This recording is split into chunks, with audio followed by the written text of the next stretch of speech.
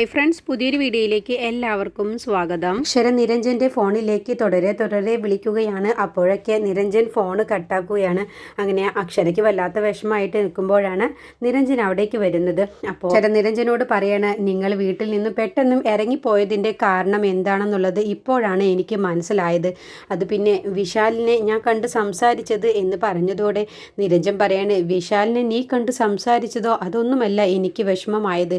നീ എന്നോട് കാര്യം പറയാതിരുന്നതാണ്. എൻ്റെ ഭാര്യ എവിടേക്കാണ് പോയത് എന്നും ആരോടാണ് സംസാരിച്ചത് എന്നുള്ളതൊക്കെ മറ്റുള്ളവർ പറഞ്ഞറിയുമ്പോൾ അത് വല്ലാത്ത ഒരു വേദനയും വിഷമവുമാണ്. ഞാനും നീയും തമ്മിൽ ഒരു രഹസ്യവും ഉണ്ടാവില്ല എന്നാണ് ഞാൻ കരുതിയത്. നിന്നിൽ നിന്നും ഞാൻ ഒന്നും മറച്ചു വെക്കാറില്ല. അതുപോലെ നീയും അങ്ങനെ ആവണം എന്നാണ് ഞാൻ ആഗ്രഹിച്ചത് എന്നൊക്കെ പറഞ്ഞ് നിരഞ്ജൻ വിഷമത്തോടു കൂടി പറയുമ്പോൾ അക്ഷര പറയാണ്, ഞാനൊന്ന് പറയട്ടെ, ഞാനൊന്ന് പറയുന്നത് നിങ്ങൾ കേൾക്ക്. ഞാൻ വിശാലുമായി സംസാരിച്ച കാര്യത്തെക്കുറിച്ച് നിങ്ങളോട് പറയാനിരിക്കുകയായിരുന്നു. പക്ഷേ ആ തങ്കച്ചി ഇങ്ങനെ ഒരു ചതി ചെയ്യുമെന്നുള്ളത് എനിക്കറിയില്ലല്ലോ. ഞങ്ങൾ രണ്ടുപേരും സംസാരിക്കുന്നത് തങ്കച്ചി ഫോണിൽ വീഡിയോ എടുത്ത് എല്ലാവർക്കും അയക്കുമെന്നുള്ളത് എനിക്കറിയില്ലല്ലോ. വിശാലിനെ ഞാൻ യാദൃശികമായിട്ടാണ് വഴിയിൽ വെച്ച് കണ്ടത്. എന്നോട് തനിച്ച് സംസാരിക്കണം എന്നൊക്കെ പറഞ്ഞതുകൊണ്ടാണ് ഞാൻ അവനുമായി സംസാരിച്ചത്. പിന്നെ അവൻ്റെ ഇപ്പോഴത്തെ അവസ്ഥ കൊണ്ട് മാത്രമാണ് ഞാൻ അവന് സംസാരിക്കാനുള്ള ഒരു അവസരം തന്നെ കൊടുത്തത്.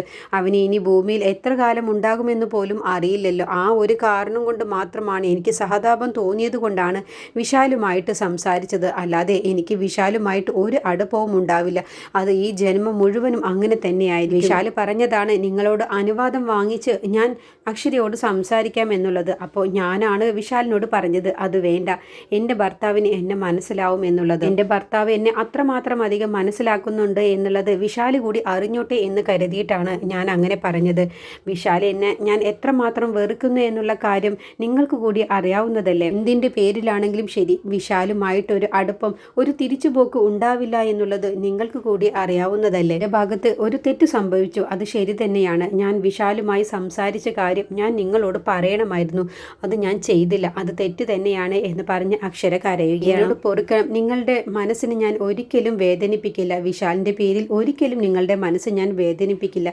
എന്നോട് ക്ഷമിക്കണം എന്ന് പറഞ്ഞ് തൊഴുതുകൊണ്ട് കരഞ്ഞുകൊണ്ട് അക്ഷര നിരഞ്ജൻ്റെ മുന്നിൽ നിൽക്കുകയാണ്. അപ്പോൾ എനിക്ക് നിങ്ങൾ മാപ്പ് തരണം എന്ന് പറഞ്ഞ് നിരഞ്ജന് കാലിൽ വീഴാൻ നിൽക്കുമ്പോഴത്തേക്കും നിരഞ്ജൻ തടയുകയാണ്. ഈ അക്ഷര, നീ എന്താണ് ഈ കാണിക്കുന്നത്? എന്നോട് നീ മാപ്പൊന്നും ചോദിക്കേണ്ട. ഇനി ഒരിക്കലും ഇങ്ങനെ ഒരു മാപ്പ് ചോദിക്കാനുള്ള അവസരം അക്ഷര ഉണ്ടാക്കരുത്. മറ്റാരെക്കാളും തന്നെയാണ് ഞാൻ സ്നേഹിക്കുന്നത് എന്നുള്ളത് നിനക്ക് അറിയാവുന്നതല്ലേ. ആ സ്നേഹം എനിക്ക് തിരിച്ചും വേണം, എനിക്ക് വേണം, മറ്റൊന്നും എനിക്ക് വേണ്ട എന്ന് പറഞ്ഞപ്പോൾ അക്ഷര കരഞ്ഞുകൊണ്ട് പറയണേ, എനിക്ക് മനസ്സിലായി, ഇനി എൻ്റെ ഭാഗത്ത് നിന്നും അങ്ങനെ ഒരു തെറ്റും സംഭവിക്കില്ല. നിങ്ങളുടെ മനസ്സ് ഞാൻ ഒരിക്കലും വേദനിപ്പിക്കില്ല. എൻ്റെ അമ്മയാണേ സത്യം, എന്നെ ചൊല്ലി ഒരിക്കലും നിങ്ങളുടെ മനസ്സ് ഇനി വേദനിക്കില്ല എന്ന് പറഞ്ഞ് കരയുമ്പോൾ അക്ഷരയെ നിരഞ്ജൻ അങ്ങ് ചേർത്ത് പിടിച്ച് ആശ്വസിപ്പിക്കുകയാണ്. പിന്നീട് സിദ്ധുവും രംഗനും അച്ഛനും പ്രേമയും കൂടി സംസാരിക്കുകയാണ്. എന്നിട്ട് സിദ്ധു പറയാണ്, ഞാനിന്ന് കോടതിയിലേക്ക് പോകുന്നില്ല. അപ്പോൾ രംഗൻ ചോദിക്കുകയാണ്, എന്തു പറ്റി? അത് പിന്നെ എനിക്കിന്ന് ഒരാളെയും കൊണ്ട് ഒരു സ്ഥലം വരെ പോവാനുണ്ട്. അത് കേട്ടും കൊണ്ടാണ് ചന്ദ്ര അവിടേക്ക് വരുന്നത്. അപ്പോൾ അവർ സംസാരിക്കുന്നതൊക്കെ ചന്ദ്ര മിണ്ടാതെ നിന്ന് ശ്രദ്ധിച്ച് കേൾക്കുകയാണ്. അപ്പോൾ അച്ഛൻ ചോദിക്കുകയാണ്, അതാരാണ്? പിന്നെ ഭാവിയിൽ എൻ്റെ എന്നങ്ങ് പറയാൻ ഒരുങ്ങാണ് സിദ്ധു. എന്നിട്ട് പറയണ, അത് വേണ്ട, തൽക്കാലം ഇപ്പോൾ ഞാൻ പറയുന്നില്ല, അപ്പോൾ ഞാനത് പറഞ്ഞാലേ ശരിയാവില്ല. അപ്പോൾ പ്രേമ ചോദിക്കാൻ, പറഞ്ഞോടാ, ആരാണ് ആള്, ഒന്ന് പറയേ. വേറെ ആരുമല്ല ചേച്ചി, ദേവിക. പുതിയ ജോലിക്ക് ഇന്ന് ദേവികയ്ക്ക് ജോയിൻ ചെയ്യേണ്ട ദിവസമല്ലേ. അപ്പോൾ ദേവികയോടൊപ്പം ഞാൻ കൂടി പോവാമെന്ന് കരുതി. അത് കേട്ടപ്പോൾ ചന്ദ്രയ്ക്ക് അങ്ങ് ദേഷ്യം. ദേവിക ആവശ്യപ്പെട്ടതൊന്നുമല്ല, പക്ഷേ ഞാനായിട്ട് അങ്ങ് പറഞ്ഞതാണ് ഞാൻ കൂടി വരാം എന്നുള്ളത്. ഞാനും ദേവികയും ഒന്നാവേണ്ടതായിരുന്നല്ലോ. ഒരു ചെറിയ തെറ്റിദ്ധാരണയുടെ പുറത്തല്ലേ ഞങ്ങൾ തമ്മിലുള്ള വിവാഹം മുടങ്ങിയപ്പോഴത്തേക്കും ചന്ദ്ര ദേഷ്യപ്പെട്ടിട്ട്, അങ്ങനെ ആയിരുന്നെങ്കിൽ ആ ദേവികയ്ക്ക് ഇന്ന് ഈ ജോലി കിട്ടില്ലായിരുന്നു. അത് കേട്ടപ്പോൾ പ്രേമ പറയാണ്, നീ ആരാടി ഇതിൽ അഭിപ്രായം പറയാന്? ഞങ്ങളെല്ലാവരും കൂടി സംസാരിക്കുമ്പോൾ നീ എന്തിനാണ് ഇപ്പോൾ ഇവിടേക്ക് വന്നത്? അതെ, വിവരക്കേട് കേട്ടാലേ ഞാൻ അഭിപ്രായം പറയും. വിവരക്കേട് അതിന് നിനക്കാണടി. അതുകൊണ്ടാണല്ലോ നീ ഇരിക്കേണ്ട സ്ഥാനത്ത് ഇപ്പോൾ ദേവിക ഇരിക്കുന്നത്. നീ ചെയ്യുന്നത് 100% ശരിയാണ് മോനെ. നീ തന്നെയാണ് ദേവികയെ കൊണ്ടുപോവേണ്ടത്. ശ്രുതിയുണ്ടായിരുന്നെങ്കിൽ അവനല്ലേ ഇതൊക്കെ ചെയ്യേണ്ടിയിരുന്നത്. ആ സ്ഥാനം ഇപ്പോൾ നിനക്കാണ് എന്ന് പറഞ്ഞ ഉടനെ തന്നെ ചന്ദ്ര പറയണ, ആ ശ്രുതിക്ക് സംഭവിച്ചതുപോലെ സംഭവിക്കാതിരുന്നാൽ മതി. അത് കേട്ടപ്പോൾ ചന്ദ്രയ്ക്ക് അങ്ങ് ദേഷ്യം പിടിച്ചിട്ട് ഇവോട് പറയുന്നോടി, നോക്കിയും കണ്ട് സംസാരിച്ചില്ലെങ്കിൽ നിന്റെ നാവ് ഞാൻ പിഴുതെടുക്കും. രംഗം പറയണേ, വിട്ടുകള പ്രേമേ, എങ്ങനെ വിടാനാണ്? സുധിയുടെ അവസ്ഥ ഉണ്ടാകുമെന്നല്ലേ ഇവള് പറഞ്ഞത്? അതിന്റെ അർത്ഥം എന്താണ്? ഇവനും വണ്ടി ഇടിച്ച് ചാവുമെന്നല്ലേ? അപ്പോ സിദ്ധുവിന്റെ അച്ഛൻ പറയണത്, ചന്ദ്രേ, നിന്റെ നാക്കാണ് നിന്റെ നാശം, നിന്റെ ശത്രു. സൂക്ഷിച്ച് സംസാരിച്ച നിനക്ക് തന്നെ കൊള്ളാം. അപ്പോ പ്രേമ പറയണ, പാവം ദേവിക, ഇത്രയും സ്വഭാവ ഗുണമുള്ള ഒരു പെൺകുട്ടിയെ ഞാൻ എന്റെ ജീവിതത്തിൽ കണ്ടിട്ടില്ല. പണ്ട് ദേവികയുടെ നന്മകളൊന്നും എനിക്ക് കാണാൻ കഴിഞ്ഞില്ല. അതെങ്ങനെയാണ് ഭൂമകേത് കറങ്ങുന്നത് പോലെ എന്റെ പിന്നാലെ ഇങ്ങനെ കറങ്ങിക്കൊണ്ടിരിക്കുകയായിരുന്നില്ലേ? അപ്പൊ അതെല്ലാം മാറി എന്റെ കണ്ണിന് തെളിച്ചവും വന്നു. സിദ്ധു, നീ പറ്റുമെങ്കിൽ ദിവസവും ദേവികയെ കൊണ്ടുവിട എന്നുള്ള തോന്നല് അവൾക്ക് ഒരിക്കലും ഉണ്ടാവാൻ പാടില്ല എന്ന് പറയട്ടോ. അപ്പോൾ ഞാൻ അങ്ങനെ ചെയ്തോണ്ട് ചേച്ചി എന്ന് സിദ്ധു പറയാണ്. അത് കേട്ടപ്പോൾ ചന്ദ്ര ഒന്നും മിണ്ടാതെ ദേഷ്യത്തിൽ അങ്ങ് റൂമിലേക്ക് പോവാണ്. അപ്പോൾ പ്രേമ അങ്ങനെ സന്തോഷിക്കുകയാണ്. നല്ലോണം കൊണ്ടിട്ടുണ്ട് അവൾക്ക് എന്നുള്ള ഭാവത്തിൽ. മുത്തശ്ശിയുടെ അടുത്തേക്ക് നിത്യ വരികയാണ്. എന്നിട്ട് പറയാണ്, മുത്തശ്ശിയുടെ അഭിപ്രായം എന്താണ്? ഞാൻ ജോലിക്ക് പോകുന്നത് കൊണ്ട് എന്താണ് മുത്തശ്ശിയുടെ അഭിപ്രായം? അത് പിന്നെ നല്ലതല്ലേ, സ്ത്രീകൾക്ക് ഒരു ജോലി ഉണ്ടാകുന്നത് എന്തുകൊണ്ടും നല്ലതാണ്. അത് കേട്ടും കൊണ്ടാണ് ശരത്ത് അവിടേക്ക് വരുന്നത്. അപ്പോൾ ശരത്ത് പറയണ, ഇല്ല നിത്യക്കുട്ടി ജോലിക്കൊന്നും പോവേണ്ട. കേട്ടപ്പോൾ നിത്യ പറയണ, ശരത്തേട്ടനാണോ അത് തീരുമാനിക്കുന്നത്? നമ്മുടെ കല്യാണം പോലും കഴിഞ്ഞിട്ടില്ല, അപ്പോഴത്തേക്കും ശരത്തേട്ടൻ അധികാരമെടുക്കൽ തുടങ്ങിയോ? അപ്പോൾ മുത്തശ്ശി പറയണേ, എന്താ നിത്യമോളെ നീ ഇങ്ങനെയൊക്കെ സംസാരിക്കുന്നത്? അല്ലാതെ പിന്നെ കല്യാണം ഒന്നും കഴിഞ്ഞിട്ടില്ലല്ലോ, അപ്പോഴത്തേക്കും ഇങ്ങനെ അധികാരമൊന്നും എടുക്കണ്ട. എടി നിത്യേ, നിങ്ങളുടെ കല്യാണമാണ് വരാൻ പോകുന്നത്. ആരുടെ കല്യാണം? എൻ്റെ അച്ഛൻ ഇങ്ങനെ സുഖമില്ലാതെ കിടക്കുമ്പോൾ എൻ്റെ കല്യാണത്തിനൊന്നും ഞാൻ സമ്മതിക്കില്ല. മുത്തശ്ശി പറയണ, നിന്റെ അച്ഛൻ്റെ അസുഖം ഭേദമായില്ലെങ്കിൽ അപ്പം നീ ഒരിക്കലും കല്യാണം കഴിക്കില്ലേ? അത് പിന്നെ അപ്പം നോക്കാം. ഡോക്ടർ പറയുന്നതാണ് ഞാൻ വിശ്വസിക്കൂ. എൻ്റെ അച്ഛൻ്റെ അസുഖം എല്ലാം മാറുമെന്നുള്ളത് ഡോക്ടർ പറഞ്ഞിട്ടുണ്ട്, എനിക്കതിലാണ് വിശ്വാസം. അപ്പോൾ ശരത്ത് പറയണ, നിനക്കിപ്പോൾ അഹങ്കാരമാണ്. അതെ, കെട്ടിക്കൊണ്ടുവരുന്ന പെണ്ണുങ്ങളെ അടിമകളായി കാണുന്ന ആണുകൾ ഇപ്പോഴുമുണ്ട്, അതിൽ പെടും ശരത്തേട്ടൻ. ജോലിക്ക് പോവാൻ ഞാൻ ആഗ്രഹിച്ചിട്ടുണ്ടെങ്കിൽ അത് ശരത്തേട്ടനല്ല, ആര് തടഞ്ഞാലും ഞാൻ അത് അനുസരിക്കില്ല, ഞാൻ ജോലിക്ക് പോയിരിക്കും എന്ന് പറഞ്ഞ് നിത്യ അകത്തോട്ട് പോവാണ്. അപ്പോൾ മുത്തശ്ശി നല്ല സങ്കടത്തോട് കൂടിയിട്ട് ശരത്തിനെ നോക്കുകയാണ്. ഇവളിങ്ങനെയൊക്കെ പെരുമാറിയാൽ ഈ കല്യാണം മുടങ്ങുമോ എന്നുള്ള പേടിയിൽ ശരത്ത് മുത്തശ്ശിയോട് പറയണ, കണ്ടില്ലേ, ഇതിനൊക്കെ പിറകിൽ കളിക്കുന്നത് ആ ദേവികയാണ്. ദേവിക കാരണമാണ് നിത്യ ഇങ്ങനെയൊക്കെ പറയുന്നത്, അല്ലാതെ ഒരിക്കലും നിത്യ ഇങ്ങനെയൊന്നും സംസാരിക്കില്ല. ഇതിന് എത്രയും പെട്ടെന്ന് ഒരു തീരുമാനമെടുക്കണം, അല്ല എന്നുണ്ടെങ്കിൽ ഞാനൊന്നും പറയേണ്ടതില്ലല്ലോ എന്ന് പറഞ്ഞിട്ടാണ് ശരത്ത് അവിടെ നിന്നും പോകുന്നത്. പിന്നീട് സിദ്ധു പുറത്തേക്ക് ഇറങ്ങാൻ വേണ്ടി നിൽക്കുകയാണ്. അപ്പോൾ പ്രേമ വരികയാണ്. സിദ്ധു, നീ പോയിട്ട് പെട്ടെന്ന് തിരിച്ചു വരണം, എന്നിട്ട് വേണം ആഭരണങ്ങളെല്ലാം ലോക്കറിൽ കൊണ്ടുപോയി വെക്കാന്.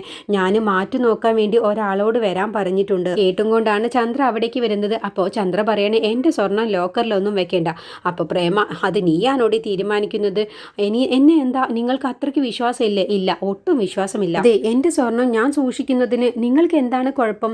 ഞങ്ങൾക്ക് കുഴപ്പമുണ്ട്, നിന്നെ ഞങ്ങൾക്ക് ഒട്ടും വിശ്വാസമില്ല. നിനക്കാണെങ്കിലോ സ്വർണം സൂക്ഷിക്കാനുള്ള കഴിവുമില്ല. അപ്പോൾ അവൻ്റെ വില എന്താണെന്നുള്ളത് നിനക്കറിയോ? അപ്പോൾ തോന്നുന്നത് പോലെ നീ ആർക്കെങ്കിലുമൊക്കെ എന്തെങ്കിലും എടുത്തു കൊടുത്താലേ നാളെ ഞങ്ങളായിരിക്കും അതിനൊക്കെ കണക്ക് പറയേണ്ടി വരിക എന്ന് പ്രേമ പറയുമ്പോൾ ചന്ദ്ര ഒന്നും മിണ്ടാതെ നിൽക്കുകയാണ്. എൻ്റെ ആഭരണങ്ങളെല്ലാം തന്നെ മുക്കുപണ്ടമാണല്ലോ, ഇവരിപ്പോൾ മാറ്റി നോക്കിയാലൊക്കെ അതോടുകൂടി കള്ളത്തരം പിടിക്കുമല്ലോ എന്നുള്ള പേടിയിൽ ടെൻഷനായിട്ടാണ് ചന്ദ്ര നിൽക്കുന്നത്. അപ്പോൾ സിദ്ധു പറയണേ, നിനക്ക് ചേച്ചി പറഞ്ഞതിൻ്റെ അർത്ഥം മനസ്സിലായില്ലേ?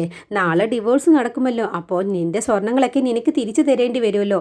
അപ്പോൾ നീ അതെല്ലാം വിറ്റു കളഞ്ഞിട്ട് ഞങ്ങളാണ് അതൊക്കെ വിറ്റത് എന്ന് നീ നുണ പറഞ്ഞാലേ അത് ഞങ്ങളാണ് പെടാൻ പോകുന്നത്. അതുകൊണ്ട് ഒരു മുൻകരുതൽ എടുക്കുന്നതാണ്. നിങ്ങൾ ഇങ്ങനെയൊന്നും ചെയ്യേണ്ട ഒരു ആവശ്യവുമില്ല എന്ന് പറഞ്ഞ് ചന്ദ്ര എതിർക്കാൻ വേണ്ടി നോക്കുമ്പോഴും സിദ്ധു പറയണേ, ഞങ്ങൾ ചെയ്യുന്നതിൽ ഒരു തെറ്റുമില്ല, നീ അതൊന്ന് എതിർക്കാൻ നോക്ക്, അപ്പം മനസ്സിലാവും നിനക്ക് ആര് പറയുന്നതാണ് ശരി തെറ്റ് എന്നുള്ളത്. നിന്റെ സ്വർണ്ണങ്ങളൊക്കെ 21 കാരറ്റ് ആണോ അതോ 22 ആണോ അതോ അതിലും കുറഞ്ഞതാണോ എന്നൊക്കെ അറിഞ്ഞിരിക്കുന്നത് എന്തുകൊണ്ടും നല്ലതാണ് എന്നൊക്കെ പ്രേമയും പറയട്ടോ. അങ്ങനെ സിദ്ധുവിനോട് പോവാൻ നോക്ക് എന്ന് പറഞ്ഞ് സിദ്ധുവിനെ പറഞ്ഞു വിടുകയാണ്. അപ്പോൾ ചന്ദ്ര ആകെ ടെൻഷനായിട്ട് നിൽക്കുകയാണ്. എൻ്റെ കള്ളത്തരങ്ങളെല്ലാം തന്നെ പുറത്താവുകയാണല്ലോ, ഇനിയിപ്പോൾ അതും സ്വർണ്ണമല്ല എന്നുള്ളത് ഇവരറിഞ്ഞാൽ പിന്നെ എനിക്ക് പിന്നെ പിടിച്ചു നിൽക്കാൻ കഴിയില്ല എന്നുള്ള ടെൻഷനോട് കൂടിയാണ് നിൽക്കുന്നത്. പിന്നീട് ദേവിക ജോലിക്ക് പോവാൻ ഒരുങ്ങുകയാണ്. അപ്പോൾ മനോഹരൻ്റെ അടുത്തേക്ക് ചെല്ലുകയാണ്. അപ്പോൾ മനോഹരന് ബോധമൊക്കെ വന്നിട്ടുണ്ട്, പക്ഷേ സംസാരിക്കാനോ അനങ്ങാനോ കഴിയാത്ത അവസ്ഥയിലാണ്. എന്നിട്ട് കരഞ്ഞുകൊണ്ട് ദേവിക പറയണം, അച്ഛാ, എനിക്ക് ആരോടും ഒന്നും പറയാനില്ല, പക്ഷേ എൻ്റെ അച്ഛനോട്, എൻ്റെ നല്ലത് മാത്രം ആഗ്രഹിക്കുന്ന എൻ്റെ അച്ഛനോട് എനിക്ക് പറയാനുണ്ട്.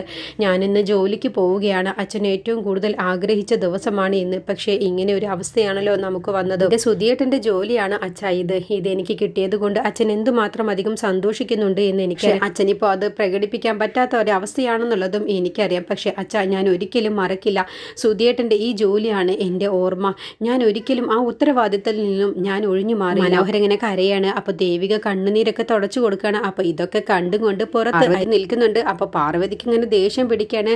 മനോഹരേട്ടന് ഇഷ്ടമില്ല എന്നാണ് പാർവതി ആ കരച്ചിലിന് അർത്ഥമായിട്ട് കാണുന്നത്. എന്നിട്ട് ദേവിക പറയണ അച്ഛൻ ഒരിക്കലും കരയരുത്, അച്ഛൻ കരഞ്ഞാൽ ജയിക്കുന്നത് അവരാണ്, അച്ഛനെ ഈ അവസ്ഥയിലാക്കിയവരാണ് ജയിക്കുന്നത്, അതുകൊണ്ട് അച്ഛൻ ഒരിക്കലും തളരരുത്, അച്ഛൻ വാശിയോടെ തിരിച്ചു വരണം, അച്ഛൻ പഴയതുപോലെ ആവും, ആ ഒരു വിശ്വാസം എനിക്കുണ്ട്, അത് അച്ഛനെ കൊണ്ട് കഴിയും, ആ ഒരു ദിവസത്തിന് വേണ്ടിയിട്ടാണ് ഞാൻ കാത്തു നിൽക്കുന്നത്. എന്നിട്ട് കരഞ്ഞുകൊണ്ട് ദേവിക മനോഹരന്റെ കാലിൽ തൊട്ട് അനുഗ്രഹം വാങ്ങിക്കുകയാണ്. പോയിട്ട് വരാം അച്ഛാ എന്ന് പറഞ്ഞ് അതൊക്കെ പാർവതി കണ്ടോണ്ട് നിൽക്കുന്നുണ്ട്. അപ്പോൾ പാർവതിക്ക് ദേവിക ഇങ്ങനെയൊക്കെ കാണിക്കുന്നതൊക്കെ ഒട്ടും തന്നെ ഇഷ്ടപ്പെടാതെയാണ് കണ്ടുകൊണ്ട് നിൽക്കുന്നത്. അങ്ങനെ ദേവിക പുറത്തേക്ക് ഇറങ്ങുകയാണ്. പാർവതിയുടെ അടുത്തേക്ക് ചെല്ലുകയാണ് അമ്മയുടെ അനുഗ്രഹം വാങ്ങിക്കാൻ വേണ്ടിയിട്ട്. പാർവതിയുടെ കാലിൽ തൊട്ട് അനുഗ്രഹം വാങ്ങിക്കുകയാണ്. അപ്പോഴേക്ക് പാർവതി ഒന്നും അനങ്ങാതെ നിൽക്കുക കേട്ടോ. എനിക്ക് പറയണ അമ്മ എന്നെ അനുഗ്രഹിക്കണം എന്ന് പറഞ്ഞപ്പോൾ പാർവതി ദേഷ്യത്തിൽ പറയണ എൻ്റെ വാക്ക് ധിക്കരിച്ചാണ് നീ ഈ ജോലിക്ക് പോകുന്നത്, നിനക്ക് ഒരിക്കലും ഈ ജോലി കിട്ടില്ല, ഈ ജോലി കുറച്ച് നാൾ കഴിഞ്ഞ് നിന്റെ ഈ ജോലി ഉറപ്പായും നിനക്ക് നഷ്ടപ്പെടും എന്നൊക്കെ പറഞ്ഞ് പ്രാകുകയാണ് പാർവതി.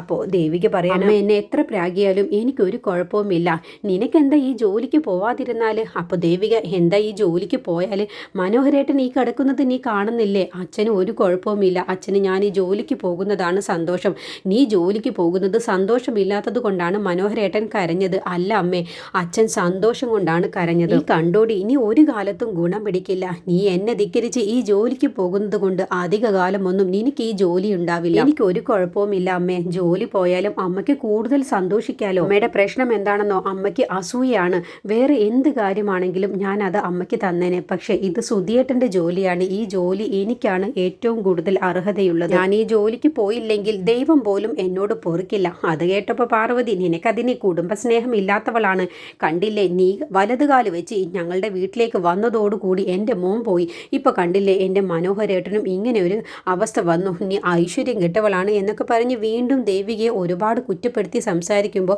ദേവിക പറയണ അമ്മ എന്നെ എന്ത് പറഞ്ഞാലും എനിക്കൊരു കുഴപ്പവുമില്ല, കാരണം എന്താണെന്നോ അമ്മ ഇതിലും കൂടുതൽ വാക്കുകളാണ് എന്നെ ഓരോന്ന് പറഞ്ഞ് എൻ്റെ മനസ്സിനെ വേദനിപ്പിച്ചിട്ടുള്ളത്, പിന്നെ അമ്മ എന്നെ എത്ര പ്രാഗിയാലും അതൊന്നും എനിക്ക് ഏൽക്കില്ല, എന്നോടൊപ്പം എൻ്റെ സുധിയേട്ടൻ്റെ ആത്മാവുണ്ട്, ആ ബലവും എനിക്കുണ്ട്, ഞാൻ പോയിട്ട് വരാം എന്ന് പറഞ്ഞ് ദേവിക അങ്ങ് പോവുകയാണ്. അപ്പോൾ പാർവതി ദേഷ്യം പിടിച്ചിട്ടാണ് കേട്ടോ അവിടെ നിൽക്കുന്നത്.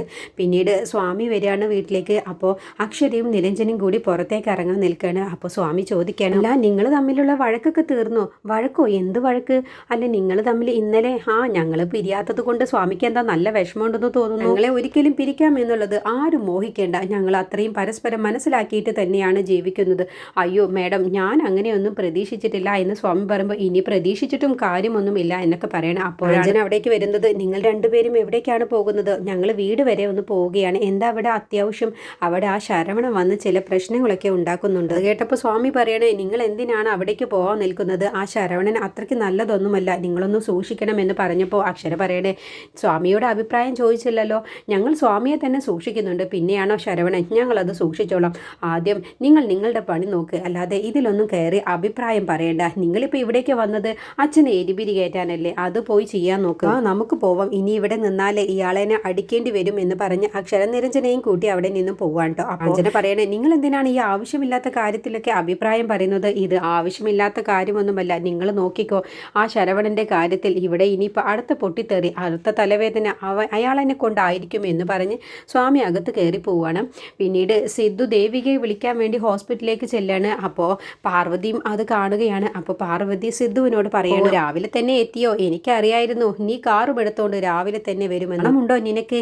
ഈ ഒരു വക്കീലല്ലേ, സ്വന്തം ഭാര്യ ഉള്ളപ്പോൾ എന്തിനാണ് മറ്റൊരുത്തിയുടെ കൂടെ കറങ്ങാൻ നിൽക്കുന്നത്? ചെയ്യുന്നത് തെറ്റല്ലേ എന്ന് ചോദിച്ചപ്പോൾ സിദ്ധു പറയണ ഒരു തെറ്റുമില്ല അമ്മേ, കാരണം ഞാൻ വിവാഹം ചെയ്യാനിരുന്ന പെണ്ണാണ് ദേവിക, ആ ദേവികയെ എനിക്ക് കിട്ടാതിരിക്കാൻ കാരണക്കാർ ആരാണെന്നുള്ളത് അമ്മയ്ക്ക് കൂടി അറിയാം, ചന്ദ്രയാണ് ഇതിൻ്റെ പിറകിൽ കളിച്ചത് എന്നുള്ളതും ആരൊക്കെയാണ് കളിച്ചത് എന്നുള്ളതൊക്കെ എനിക്കിപ്പോൾ അധികം വൈകാതെ തന്നെ ഞാൻ അത് പുറത്തു കൊണ്ടുവരികയും ചെയ്യും.